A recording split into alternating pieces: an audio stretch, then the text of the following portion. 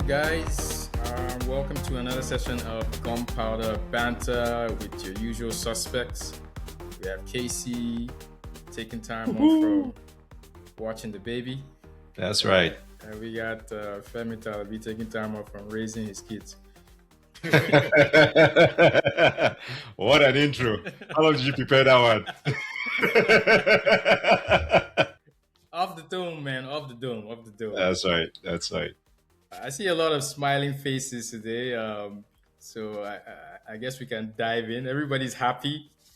Is everybody I'm looking happy about it, baby.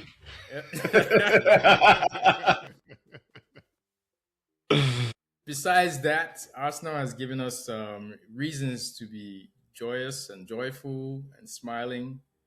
I won't go as far as joyous and joyful. Let's say a glimmer of hope. Optimistic. Yes. Optimistic. Okay. Yeah. I mean, Yeah. so let's jump into the game itself. First of all, what do you guys think about the lineup when you saw it? Yeah. So, quick recap: with Arsenal, Fulham, 3-0 for the Arsenal. 3 first-half goals. Someone predicted it. I knew that's where he was going. He needs his flowers. Oh yeah, give him his flowers.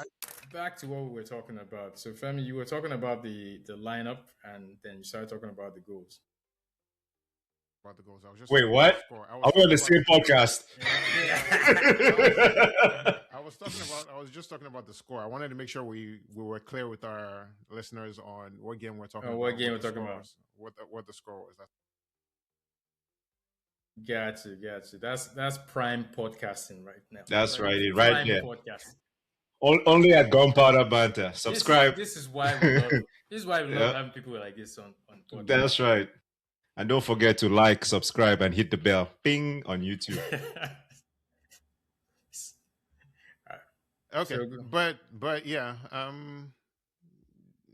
Casey, you can go ahead and start. I'll get my. Oh, thanks. I appreciate the honors. Should we start from the back going up? So let's talk lineup. I think from the back, Raya, I was happy to see Calafiori. I think that we've missed something dynamic from the left. Tapia is a very, single-minded defender. So I was glad to see some level of versatility. He came back. And then the Miles thing, I think everybody was excited to see Miles. Threw everybody for a loop. Yeah. Once I saw that, I was like... Everybody except me, because I've been calling for that. Yeah, but did you think he was going to play him there? That's the question. You did. We've been calling for him all the time. Put it this way. I saw the lineup and I wasn't surprised. What? I was actually happy for you, Femi. Yes. That's forget about. In my heart, I was like, man, Femi, I'm sure Femi is happy. Exactly, because I've been calling for it for a long time. Yeah. So we're all excited to see him there, and I think he did not disappoint. I think this is probably one of his best performances. Yes, in an Arsenal shirt. Yeah. Boy was balling, man. He balled. But again, it's Fulham. He's balling against his boys. Smith Rowe, right? You can only beat what's in front of you. So thank you.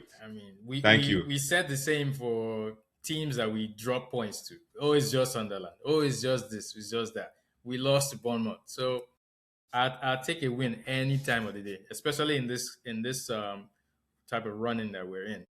Yeah. I was frankly very excited to see the team. It kind of felt like we needed some kind of a refresh. And the new faces that came in and the balls to rest a few players. Zubi, I think it was, yeah. So was my welcome. question to you guys Just one second, Namdi, before. Okay. I'm glad you used the word balls, Casey. Mm-hmm. It wasn't balls. It wasn't actually that. That's where I was going with, but go on. It felt like it was these people have been saying Zubi is not try something else. And if it doesn't work, then at least they can't blame me for not having tried. But he can't gamble like that 3 games or 4 games to the end of the season. He can. That's a big gamble. He can with the way we've been playing. With the excuse that if it fails, then they'll say that at least you said I tried. So I think that's the part where I disagree with you. I was going to ask you guys if you felt this was more out of desperation. Yes, it was. No, I don't. I 100%. I don't think it was desperation. I don't think so. I think I want to believe. Femi calls me a pro Arteta. It's okay. I'll take the label. I want to believe that somewhat he has evolved in his mindset, and I also want to believe, compounded with the fact that You've said Atletico that Madrid. at least 10 times this season. I know, and I'll keep saying it he keeps again. evolving and then keeps regressing, and then he will regress a little bit, and then he does something a little bit good, and we say he has evolved again. He regresses to evolve to regress to evolve. Maybe I'm getting a paycheck from Arteta. I don't know that, but let's just keep on talking because you know the shuffle, buddy. you don't know my bank account. but seriously, I do believe that the fact that Atletico rested their players the previous week, right? And I think that part of that played in his mind because he feels like at this point in time, let me do something else. Let me try to find a way to rest the players, refresh the team a little bit, and see what comes out of it. Call it desperation, I don't know, but I think at the end of the day, we reward the what he did. I think so. You know what the action. So I ask you a question: if the opposition was, let's say, Newcastle. Team, no, not Newcastle. Let's not even go with Newcastle. Let's say somewhere like, okay, let's say we're playing Liverpool. If this game was Liverpool, do you think he would have gone with the same lineup? No. 100%. So so the opposition played into it. He knew he could take that risk. Yes. And but still, he admitted he himself said it. He said it now. No. He clearly said it in he admitted as much in the press conference. There's no doubt about that. So I think it's a mixture. I think it's also is enforced by injuries for sure. Because I feel like what injury? Injuries, players who are unavailable, and players who are just coming back. So let's say Odegaard. No, but Zubi is not injured. No, I'm saying Norgard isn't injured. I'm saying if Hincapie is not injured. Some players is not injured, and Odegaard, who is injured, was replaced by Eze. So that's a completely different change. We can say that change was forced. Mm-hmm. That's what I'm saying. So I said it's a mixture. So we're talking primarily about Calafiori now and MLS. Okay, then that was more to me. And Trossard. Calafiori is going to play just because I think Trossard was not a surprise because he flips between Trossard and Martinelli depending. Trossard played because Martinelli is playing on Tuesday. So that is my belief. Martinelli is playing on Tuesday. It's just like I think Hincapie plays on Tuesday. I agree. Oof. I agree that Hincapie plays on Tuesday. That was an effort at rotating, not because he wanted Calafiori or he thought Calafiori was going to bring something different, even though Calafiori did bring something different. Which brings me to another point, by the way, and I've been trying to make this point since. Okay, go ahead. The proof of whether Arteta has quote-unquote changed or not is going to show in the lineup on Tuesday. Because... MLS is not playing. Exactly. No, come on now. MLS cannot play that game. Hold on. Let me finish my point. Okay. On the strength of what he did, right? That is somebody who is buzzing with confidence and who can go into that game and bring something on Tuesday in that game. He doesn't have the miles and he doesn't have the minutes on him. There's no reason why he cannot and should not play that game on the strength of what we saw him play on this yesterday. Weekend, yeah. This weekend. Same with Calafiori, by the way, and Hincapie. Calafiori gave us a completely different dimension attacking, where Hincapie is still a better defender, hands down. Nobody's talking about it. I agree. But Calafiori gave us a completely different dimension in attack as a result of him playing and him playing the way that he played. And in which case, if you want to talk about an evolved Arteta, then you would see the change in MLS and Hincapie. He can do whatever he wants with Martinelli and Trossard or whatever, but those two guys played their butts off in that game and deserve to start on Tuesday based on what we saw. But we all know here, all three of us sitting here, we know that Calafiori played because Hincapie is starting on Tuesday, and we know that MLS is not starting, no way, no shape, no how. It's Zubimendi that's going to start on Tuesday. And that is how I know. And when we do the podcast after that game, then I'll tell you guys, then I'll tell you guys I told you so. We'll talk about the predicted lineups at the end of the show for the next game. Okay. Go ahead, Casey. Okay. No. I was going to follow up with what Femi said, but since you say we'll talk lineup after, I'll hold my comments. No, Okay. it's okay. I mean, we can. So I think that with the Calafiori one, I get it, right? The Mouse one, here's where I think there's a real conundrum because that's not his traditional position. He has It only is. played there It is though. not under Well, Arteta. not under Arteta. I No, agree. okay. Yes, He has not only under played left back Arteta. under Arteta, but that Yes, is what he grew up playing. So let's not I say it's not his. agree. That is what No, I said he's under grew up playing. Arteta, right? Yes. Under But Arteta, yes. Arteta So himself has said he sees MLS playing in the midfield. He said it himself. okay. Now is he going to be the 6 or the 8? That's where we don't know. The point I'm trying to make is Yeah. specific to this season, in the sense that under Arteta, he has only played left back. Well, he has played midfield once or twice, Yeah, right? cup matches. So yeah. he comes in against a lesser opposition and he shines. Nonetheless, it's a great performance. Nonetheless, you can only play what is ahead of you. But to trust him, You can say the same for your favorite striker, Gyökeres, by the way. If you want to talk about lesser opposition and shining, but let's go. Let's keep going. no, well, that's kind of the different. second part, yeah, the second part I'm trying to make is that to trust him. They showed. Of- I saw the graphic. Let me just point this out. I'll make this point about Gyökeres quickly. They pointed He out has the not graphic. scored. He scored. Against... He has scored against one top 10 team this whole season. Yes. Keep going. Okay, the point I'm trying to make is that to put Miles, who has played well against a lesser opposition, to trust him as a starter to play against a big semi-final Champions League game in that position against Atletico Madrid, I think that even if I was a manager, I would hesitate. If he was left back, I know that he has played that game all year. I know I know what he's going to give me on the left hand. So why did this thing just blow up? It look weird.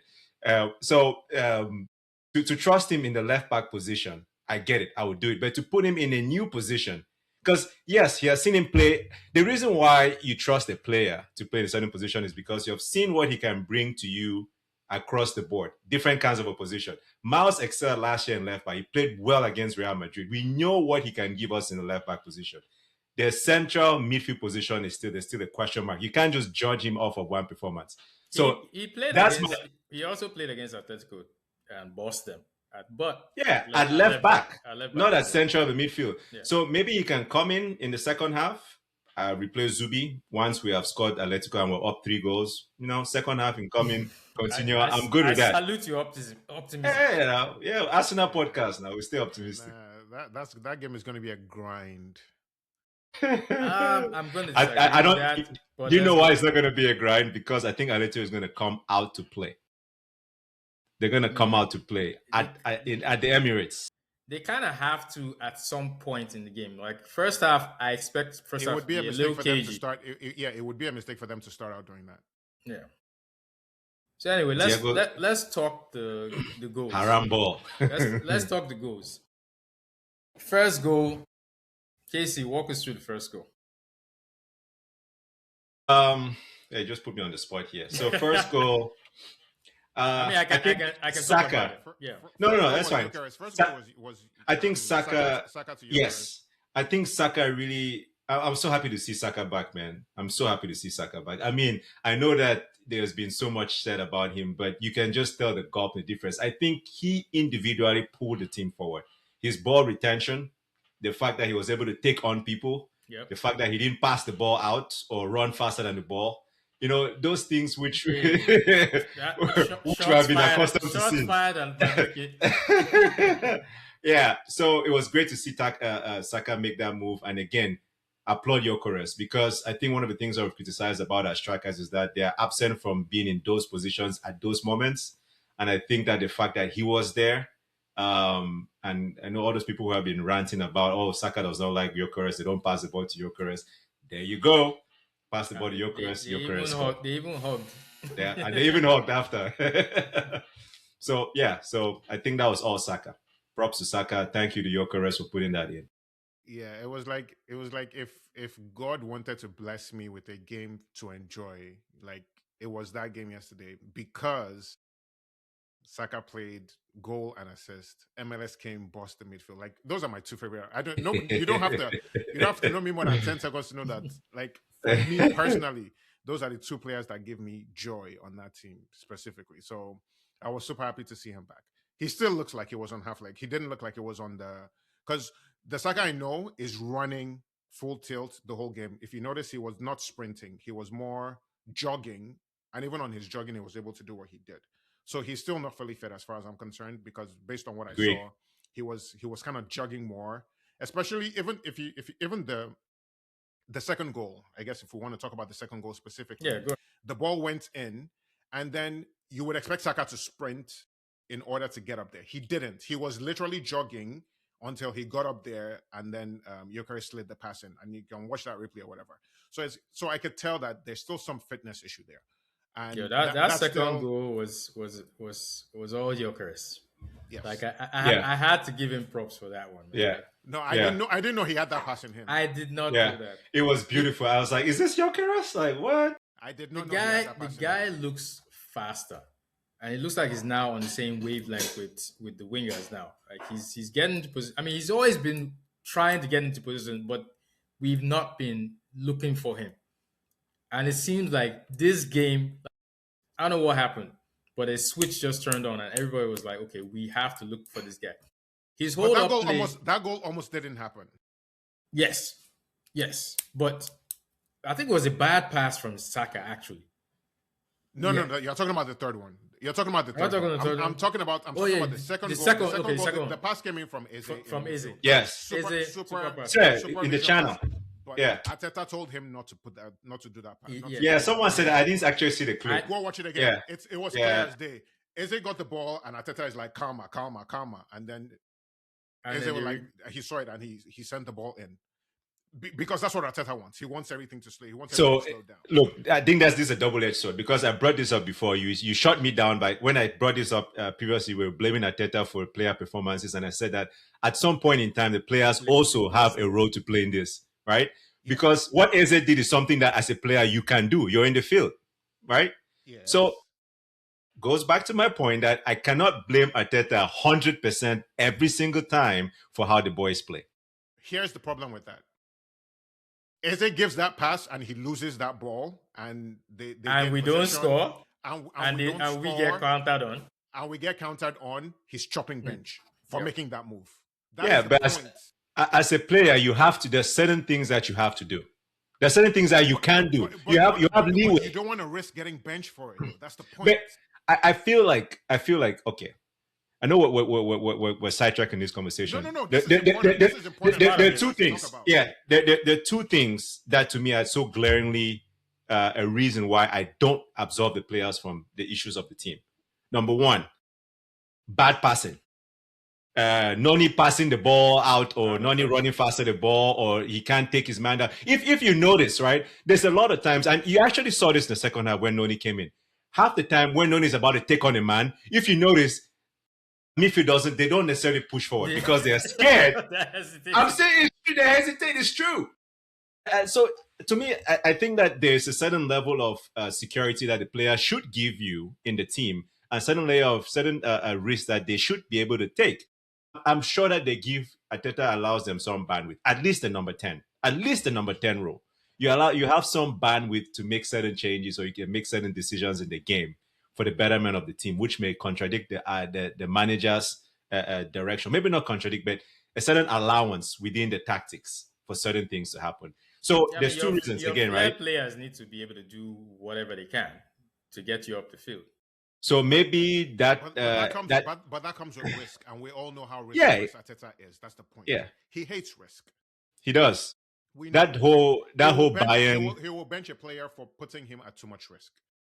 That was a risky thing that Eze did, and it worked out. So we're all happy about it now. But if it hadn't, he's looking at the possibility of getting benched again. That's my problem.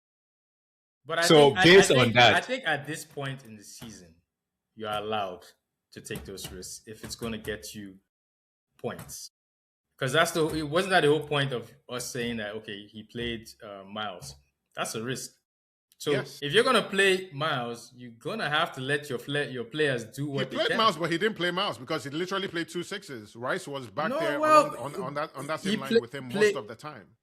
Definitely Rice plays as a 6 for sure. But I can say Miles was bombing up, and it was more of a box to box, if you ask me. Yeah, but he was also receiving the ball from Raya. He did. Too. I saw him a few times going. True. It wasn't a few times. It was almost 50-50 between him and Rice. But watch where Calafoli was when he was playing that role. Because Whenever I feel like he Calafiori, was interchanging. he dropped Yes, when Calafiori went. yes, he That was was what he was interchanging with doing. Calafori. Yes, so I think that he gave him So allowance it was on by terms of the design. left. Yeah. Yeah, yeah. But it goes back with my point of saying that I was happy to see Eze make that pass and not listen to the manager. And I feel like yes, we should be able to make those. We should be able to take those kind of chances every now and then. But at the same time, I blame the players sometimes for not being able to carry this team forward. Not only Arteta, for some of the games where we have drawn, lost, or barely scraped by. I rest my case. If your striker is known not to have a good touch, and you keep telling your team to send him balls that you know he can't trap. I mean, they're not even passing the ball anyway. No, whose fault? They don't pass the ball. They don't pass the ball anyway. I mean, player performances, especially in the front third, have dropped significantly. Yeah. I think that that is a major reason for why we are here.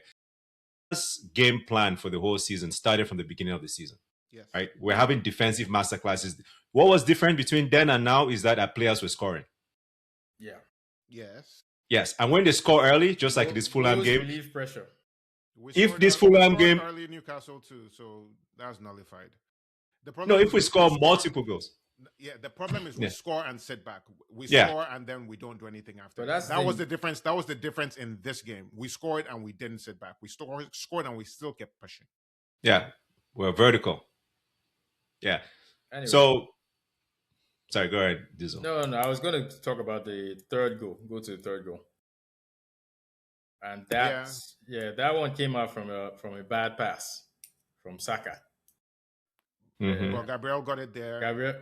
But that's the thing. When a team presses, and again, it's risk.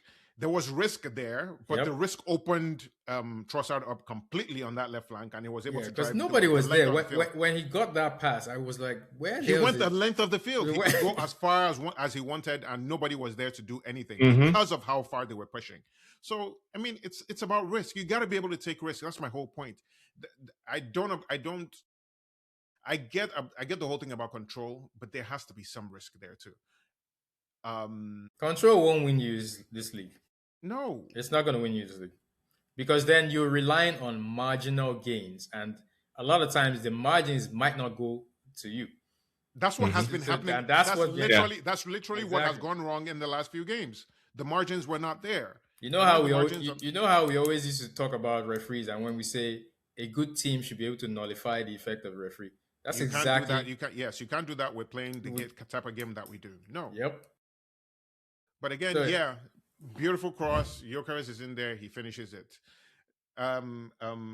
Honorable mention for the offside goal too. Yeah. For Calafiori. Yeah. And he hit the bar too. Hit the bar, yeah. That's right. Hit the bar, yeah. Calafiori played great in this game. He really did play great. And it would be nice to see him start Madrid. You know he's not going to play. Yeah. I know. And he'll play. He may play, but not. Maybe he won't start. He'll come in. He'll come in if. Did he play 90 minutes? If it's still no. If we're tied, no, he didn't. Yeah, he did. Minutes. Wait, Hincapié came in. I think Hincapié came in. Hincapié didn't play. Wait, you're right. You're right. Yeah, Mosquera did. Mosquera came in for White. Yes. Yeah. So that's why I think he's not going to play on Tuesday. Right. Yeah, Calafiori played the whole game. Played the whole 90 minutes. Yeah. Which is why he's probably not going to play. He's not going to play. If it's 0-0 at halftime, I can see him bring never at halftime, maybe like 60 minutes. That'll be part of his let's go out and try to score a goal. So aside from Gyökeres, and of course MLS, who else stood out for you guys? I think we talked about Calafiori. Saka, Rice, as usual. There's a lot of people. There was a lot of. Gyökeres' best performance. You can't say enough about Saka, to be honest, though, because him coming back, him not having the fitness, although it was a striker, him sitting down.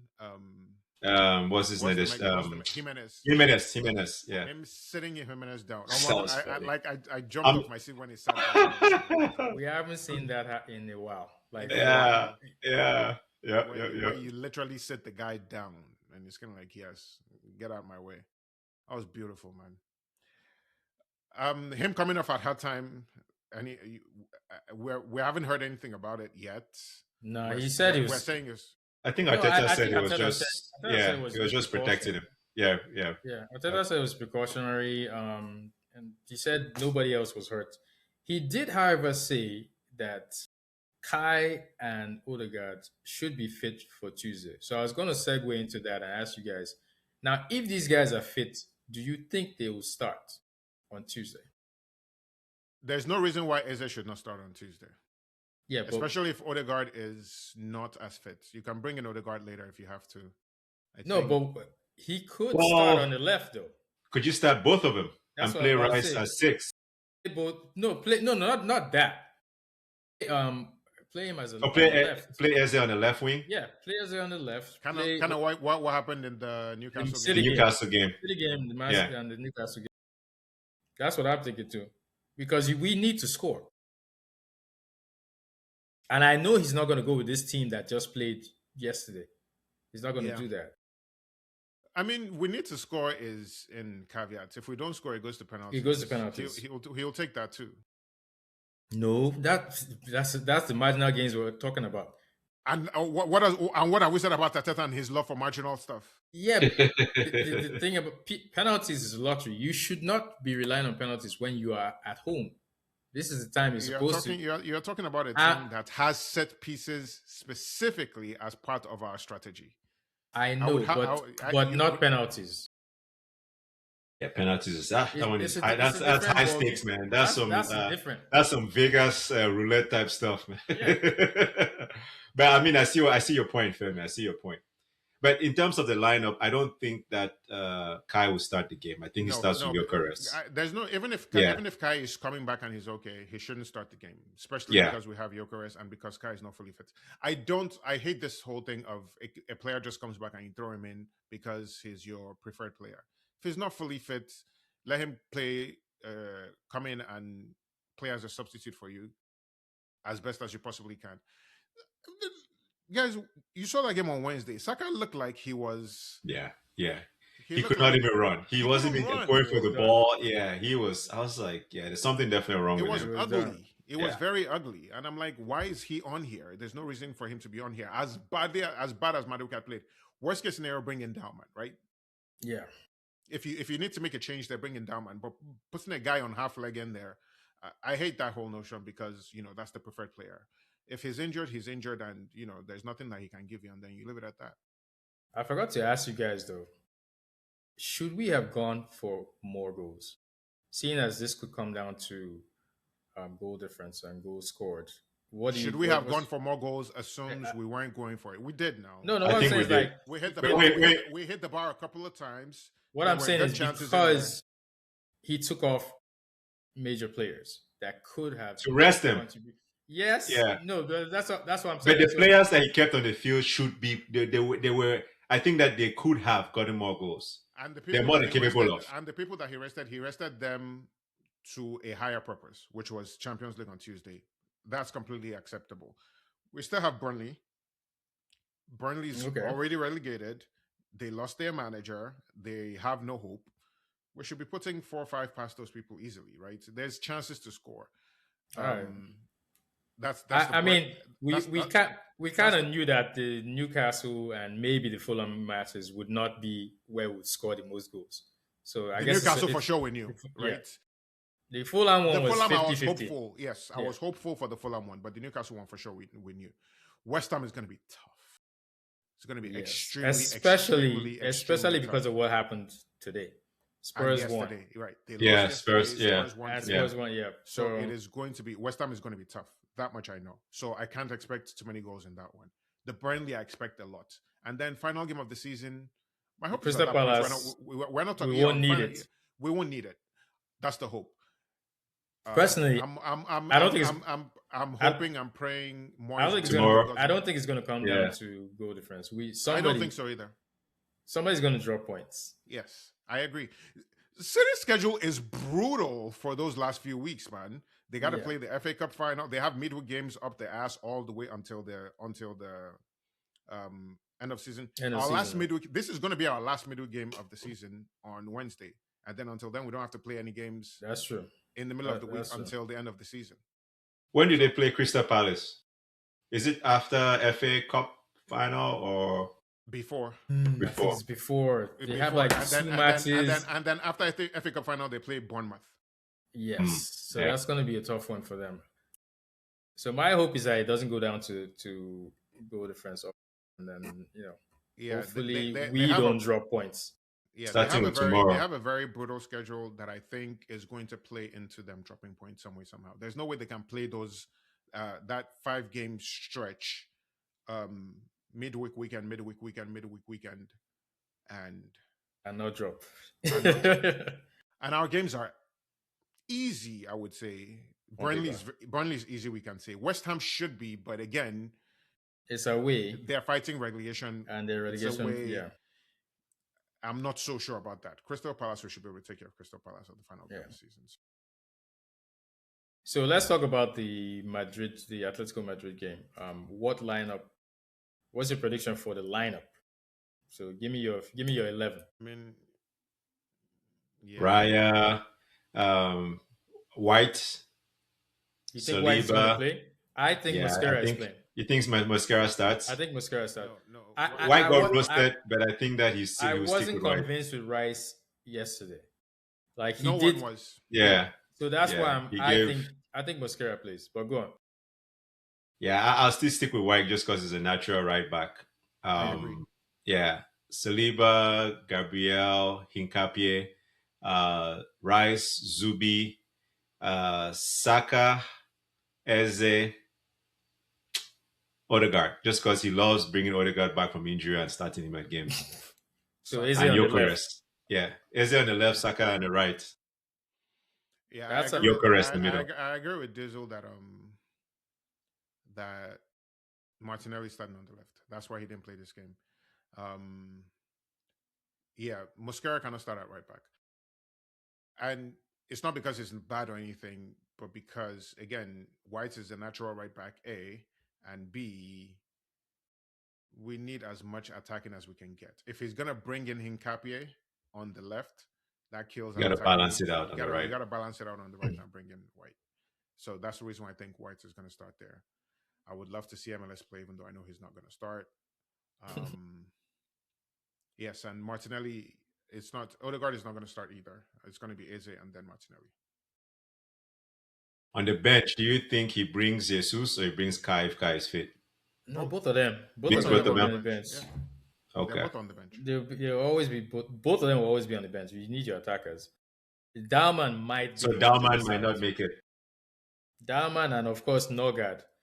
Yeah, but if there's more space on the bench during Champions League. Yeah, Champions League. Yeah, that's right. There's more space. There's more space on the bench, so Dalman that's right. That's right. As well. I'll tell you that Nogard will not make it. Only God knows what they signed that guy for, to be honest with you. But that's Arteta logic for you, man. We paid how much for that guy? 60 million? Was it 16 million? It was like 10. I feel like 11. I think 11 rings a bell. It was like 10. I think it was 10 or 11. Yeah, it wasn't that much for an international captain. Yeah, let's check transfer mark. Yeah, I'm checking it. Okay, 10 million pounds. Yeah. That's what I thought. Add-ons bring it to 12 to 15 million. I'm sure he hasn't cashed on the add-ons because he hasn't paid. which is probably why he's not playing him. You want to hear a crazy stat I heard? They say Eze has played more minutes for Crystal Palace this season than Nogard has played for Arsenal in the Premier League. I mean, I believe Just imagine. That's wild, man. I mean, that's like 50-something minutes. I think he has like 50 minutes. And we are here crying about how Zubimendi looks like a shell of himself and is completely fatigued and tired. But then the guy who you brought in to back him up, you won't play him in any games at all. So the fact that he actually played miles ahead of him in this game, I think it speaks volumes about. Yeah, speaks volumes. Yeah. So, guys, score predictions for Atletico, and we're going to talk about score predictions for West Ham as well. Atletico 3-1 Arsenal. They're not going to score. I think they'll get some weird penalty because Champions League has a way of always Yeah, fine. we didn't even talk about the Yeah. We didn't talk about the penalty. the one that did. Oh, the one- Do you want to talk about that one? I honestly feel like it's a 1-0 game. That's what my gut tells me. It's a 1-0 game. I'm gonna go with 2-0. Yeah, I want it to be 2-0. That's what my fan wants, but my logical brain is telling me it's not going to be. We're not going to score more than 1 in that game. We'll score in the first half, and then on the fast break in the second half. When they have to come out. When they have to jailbreak, right? I can see that too. 2-0. That's what I'm going with. Saka, Gyökeres, and Eze score. That's my prediction. Okay. Saka, Gyökeres, and Eze. All right. Gyökeres scores a header. Saka cuts somebody in. Saka's going to score. Saka's going to have a good game. I don't know that he's going to score. Gyökeres is definitely scoring. I say Gyökeres and Martinelli. Yeah. Snapshot from I don't Eze. know. I have no idea who's going to score, to be honest with you. Gyökeres penalty.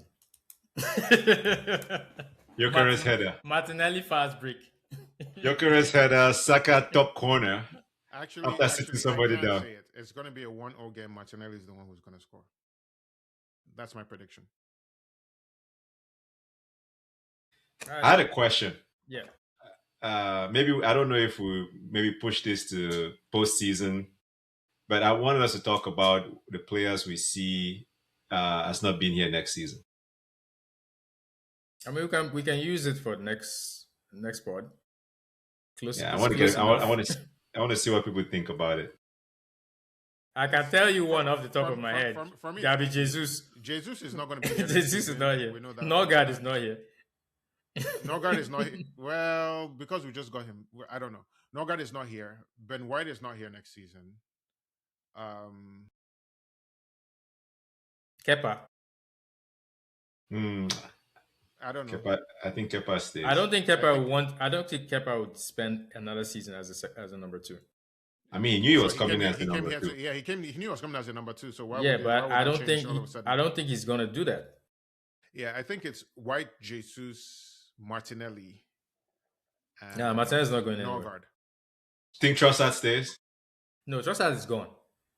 So that's the thing. It's between him it's between Trossard or Martinelli. One of them is gone. I think Martinelli more than likely because we can get more money for him. We are not selling that guy. Trossard, you can't. Trossard, his thing runs out in 2027. They're not going to keep him. Yeah. Okay, we'll see. Anyway, West Ham guys. West Ham game. Let's see. West Ham. I would say it's going to be 2-1. 2-0. We win 2-1. 3-2. It's 2-0. It's going to be a end-to-end game. It's going to be a end-to-end game because they're going to go all out for it, and we're going to have to respond. And it's going to be 3-2. Yeah, I said 2-1. We take a 2-goal lead, and then they score one back. Yeah, and it's nervy at the end. And it'll have a nervy end of the game. They go up 1. We score 2, they equalize, and then we get a winner. The optimistic side of me says that we're not going to have those well, not heartbreaking, but those nervy games between now and the end of the season. That's the optimistic side of me. The optimistic side of me. I also don't think so. The West Ham game is going to be the exception to that. It's not going to be nervy. It's going to be frantic. Yeah, back to end to end. It's going to be end to end. Yes, the West Ham game is going to be frantic. I don't think it's going to be nervy. Crystal Palace. I'm going to change my prediction for the West Ham game. I say 3-1 to us. If it's frantic, we win them. We beat them 3-1. They don't have strikers. Yeah, it's going to be. What I know for a fact is it's going to be a frantic game. It's not the kind of game where they are sitting. I know Nuno is a very defensive guy, organized and everything, but they can't afford to where they are, and they have to come out and play. It's going to be a very frantic game, which plays into our hands. And so I agree. I don't think we're going to have those nervy games, primarily because of the schedule, not because of any other reason. If we had a different schedule, I would be saying something different. For example, if we had City's schedule, I can tell you that the Bournemouth game is going to be nervy. Or if we had to play Newcastle again, yes. Or if we had a Brentford, for instance, that would be a nervy game. But because of the schedule we have and the people we're playing, that's the reason why it's not going to be nervy. I've said it and I maintain it. We still have enough to get over the line, and I'm super happy about that. We'll get to the Champions League final, and I'm happy about that. Now, do we take PSG or Barcelona in a one-game thing? Riding high from a week after winning the Premier League is very, very, very, very, very, very possible. I don't really care who. You know why? Why? Because we've shown we can beat both those teams, A. And B, we'll be riding on a confidence high. And C, no one this whole season, as nervy as it is, has ever played us off the park. We've been in it. Our defense will carry us through. And on a one-game thing, we can actually do whatever we need to do against either of those teams. Anybody can say they're better, whatever. I'm not buying into that. So I believe the question now is City going to help us out a little bit, or are they going to make it a dogfight until the end? To be seen. I think we'll get an answer to that tomorrow night, but again, let's see. JC. Yeah. Two things. End it for us. So two things. If these are under different circumstances where we're further ahead, right, we'll do West Ham a favor and let Tottenham get relegated. I don't want Tottenham to be relegated though. No. Real talk, and I think I've said this to you guys before. I really don't want Tottenham to be relegated because that's an easy 6 points for us every season. Exactly. That's a good one. So who's coming up? Leicester's gone back down. Who's coming up? Coventry. So you don't think Coventry will be an easy 6 points for us? We don't know. We don't know. We know Spurs, we know. Exactly. That's easy 6 points every season. No, I mean, the fan in me is still Tottenham. I will always say this: I love Arsenal more than I hate Tottenham. So what do you think about Tottenham? I don't care. So I really don't care. I don't care if they stay up or they stay down. All I need is 3 points anytime we meet them. That's it. I get it. Fair enough. A second thing for me, Bayern or PSG. To Femi's point, we've shown that we can beat both of them. That PSG team, though, they're sophisticated. Bloody, right? Yes, those guys are sophisticated. Bloody. I mean, I think Arsenal is a perfect antidote to them if all our players are fit. Perfect. Yes. Right? And I want to believe that game at the end of the season, Colaferi may be back, Mourinho may be back, Kai hopefully stays fit, Saka stays fit. I want to hope that we'll be firing on all cylinders. Timber is the person we need more than anything else in that game. Yeah, Timber. Yeah. So there is hope. I think there's hope. I think Bayern, Olise is dangerous, but I still think that our defense can hold us so long as our attack can score goals. I think that there's a chance. And I don't think both teams have shown that they're defensively frail. They have issues at the back. So it's a matter of us being able to soak pressure and then hitting them and making sure we make... Because they will be open for us. Yeah. And we have to make sure our set pieces count this time. Right. Because it might come down to us scoring set pieces to open the floodgates. I think we can beat these guys easily 3-1. Like I agree. Yeah. On our day, everybody fit? Yeah. I agree. And on that note, guys, we end the podcast. It was nice having you guys on as always. Nice to be back. Just want to say shout out to Oshoke. He's unavailable this time. Hopefully he'll be back next week. We'll be here, 4 of us, after the game, after the Atletico match. Are we going to meet after Atletico or the other one, or West Ham? Anyway, you guys will tell me. It depends on what happens, right? It depends on what happens. We can't run every time we don't get what we want. Yeah, West Ham game is on a Sunday. Yeah, so after West Ham, we'll talk then. All right, guys. Thanks for listening. Feel free to like and subscribe. We're on multiple platforms: Spotify, YouTube. We're on Instagram as well. And we'll see you guys on the next pod. Have a good day. Bye, guys. Cheers, everyone. Cheers.